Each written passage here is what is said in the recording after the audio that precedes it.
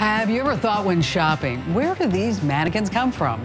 Building a business treasure out of retail trash isn't something that Judi Townsend ever expected when she picked up a used mannequin for an art project.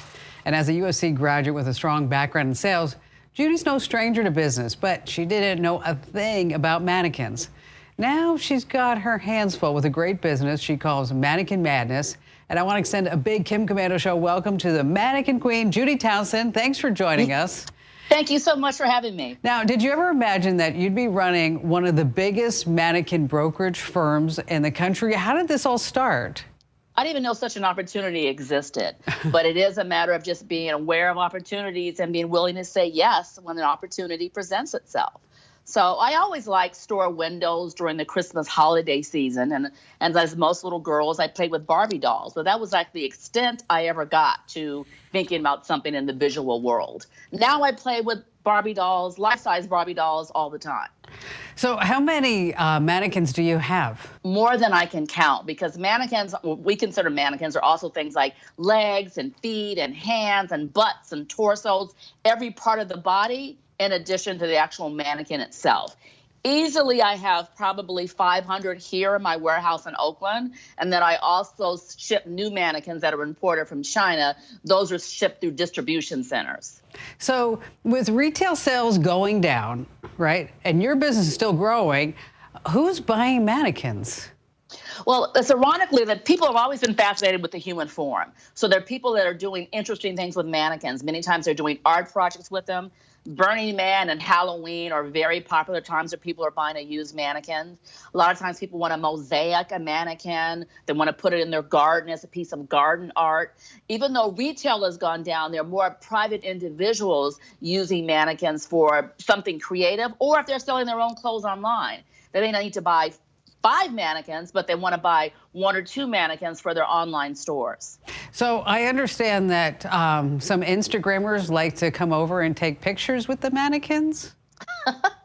Yeah, sometimes we've had what I'd call some R-rated video shoots here. For some reason, photographers love to have pictures of nude women posed among our nude mannequins. So needless to say, that's a day in which it's a private set and people rent out the whole warehouse.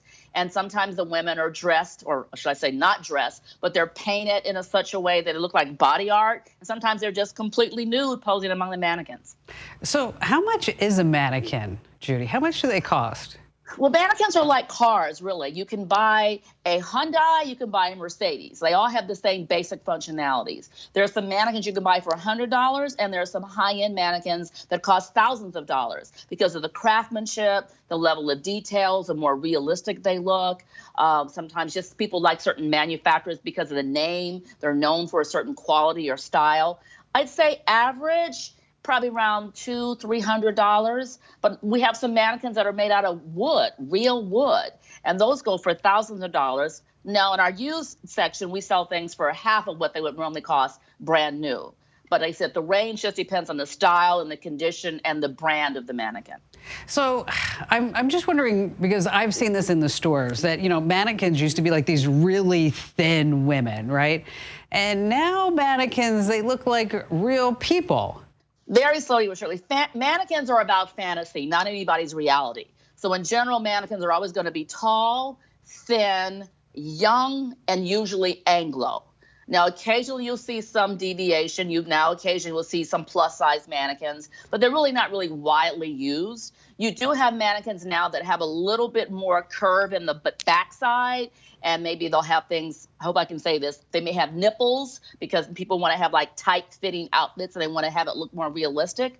But in general, they're not about looking like anybody that we know.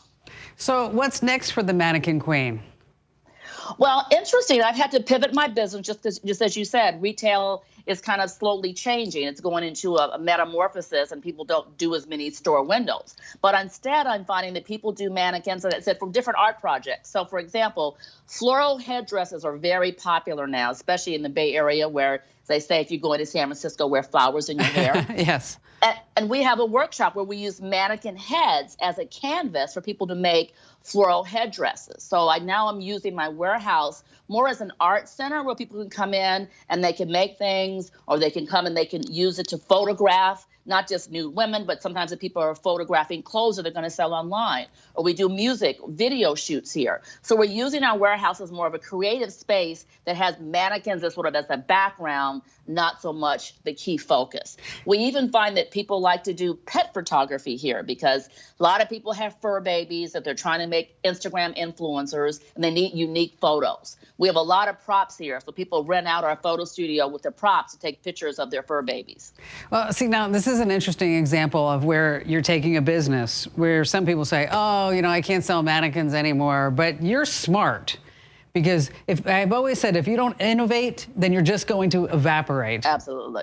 Well, necessity is the mother of invention. I can see the writing on the wall with so many of my normal large retail stores, you know, closing or just not using as many mannequins as they used to. And I thought, okay, I've got to do something here. So as I said, pivoting to both reach more private consumers versus retail owners for selling mannequins. As I said, using my space here, which I love to give you a tour of my space so you can see some of the other things that we use that repurposed just like my business about repurposing mannequins, I've had to repurpose my business mix. Yeah, Judi, let's do a quick tour. Show us around a little bit.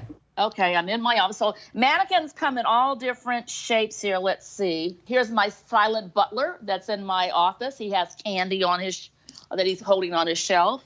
I'm going to come out to the front here. You can see a lot more of our mannequin heads with headdresses. And then people do things like this. Here's a mannequin that's turned into a TV monitor that they can use just to display images. And then more mannequins. You ask how many mannequins I have. Of course, there's things like mannequin hands. There's jewelry displays. There are mannequin legs. Okay, this is really mannequin madness. Now I see the madness. Yes, we certainly live up to our name. Here, once again, more mannequins. Then here's our photo studio back here. Wow. As far as you can see, like I said, it's called Mannequin Madness for a reason. I can see the madness. Well, Judi, hey, thanks for sharing your story with us.